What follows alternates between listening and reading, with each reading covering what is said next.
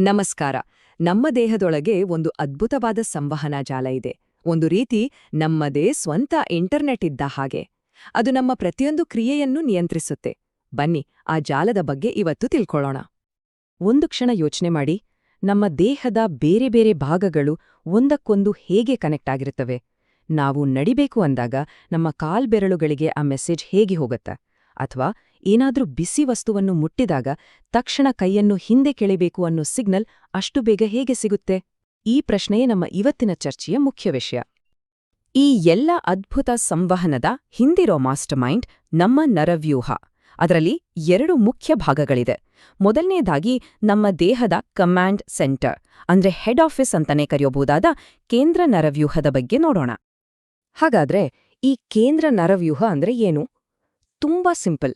ಇದು ನಮ್ಮ ಮಿದುಳು ಮತ್ತೆ ಮಿದುಳು ಬಳ್ಳಿಯಿಂದ ಮಾಡಲ್ಪಟ್ಟಿದೆ. ಇದರ ಮುಖ್ಯ ಕೆಲಸ ಏನು ಅಂದ್ರೆ, ದೇಹದ ಎಲ್ಲಾ ಕಡೆಯಿಂದ ಬರುವ ಮಾಹಿತಿಯನ್ನ, ಅಂದ್ರೆ ಸಿಗ್ನಲ್ಗಳನ್ನ ಕಲೆಕ್ಟ್ ಮಾಡಿ ಅದನ್ನ ಅರ್ಥ ಮಾಡ್ಕೊಂಡು ಮುಂದೆ ಏನ್ ಮಾಡ್ಬೇಕು ಅಂತ ನಿರ್ಧಾರ ತಗೊಳ್ಳುವುದು. ಅಂದ್ರೆ ಕೇಂದ್ರ ನರವ್ಯೂಹ ನಮ್ಮ ದೇಹದ ಸಿಇಒ ಇದ್ದ ಹಾಗೆ.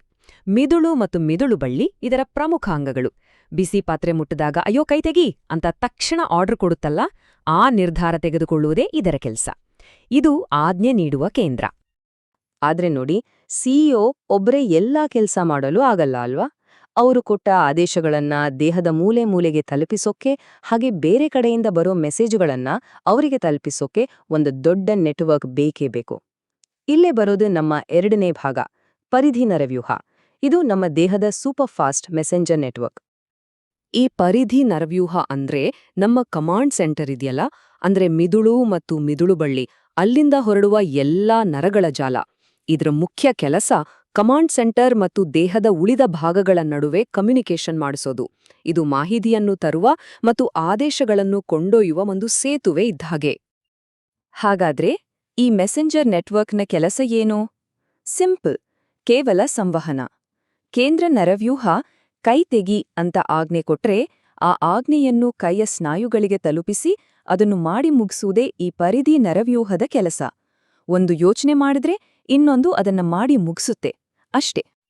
ಸರಿ, ಈಗ ಈ 2 ಸಿಸ್ಟಮ್ಗಳನ್ನ ಒಟ್ಟಿಗೆ ಇಟ್ಟು ನೋಡೋಣ. ಇವೆರಡರ ನಡುವೆ ಇರೋ ವ್ಯತ್ಯಾಸ ಏನೋ ಮತ್ತು ಹೇಗೆ ಇವೆರಡೂ ಬೇರೆ ಬೇರೆ ಆಗಿದ್ರೂ ಒಂದೇ ಟೀಮಾಗಿ ಕೆಲಸ ಮಾಡ್ತಾವೆ ಅನ್ನೋದನ್ನ ಅರ್ಥ ಮಾಡ್ಕೊಳ್ಳೋಣ ಬನ್ನಿ. ಈ ಸ್ಲೈಡ್ ಎಲ್ಲವನ್ನೂ ತುಂಬಾ ಸ್ಪಷ್ಟವಾಗಿ ಹೇಳುತ್ತೆ ಅಲ್ವಾ? ಎಡಭಾಗದಲ್ಲಿ ನೋಡಿ, ನಮ್ಮ ಕಮಾಂಡ್ ಸೆಂಟರ್ ಅಂದ್ರೆ ಕೇಂದ್ರ ನರವ್ಯೂಹ. ಇದು ಮಿದುಳು ಮತ್ತು ಮಿದುಳು ಬಳ್ಳಿಯಿಂದ ಮಾಡಲ್ಪಟ್ಟಿದೆ. ಇದರ ಕೆಲಸ ಮಾಹಿತಿ ಸಂಗ್ರಹಿಸಿ ನಿರ್ಧಾರ ತೆಗೆದುಕೊಳ್ಳುವುದು. ಇನ್ನು ಬಲಭಾಗದಲ್ಲಿ ನಮ್ಮ ಮೆಸೆಂಜರ್ ನೆಟ್ವರ್ಕ್, ಪರಿಧಿ ನರವ್ಯೂಹ. ಇದು ನರಗಳಿಂದ ಮಾಡಲ್ಪಟ್ಟಿದೆ. ಇದರ ಕೆಲಸ ಕೇವಲ ಸಂವಹನೆ ಮಾಡುವುದು. ಒಂದು ಮಿದುಳಾದ್ರೆ ಇನ್ನೊಂದು ಅದರ ಧ್ವನಿ.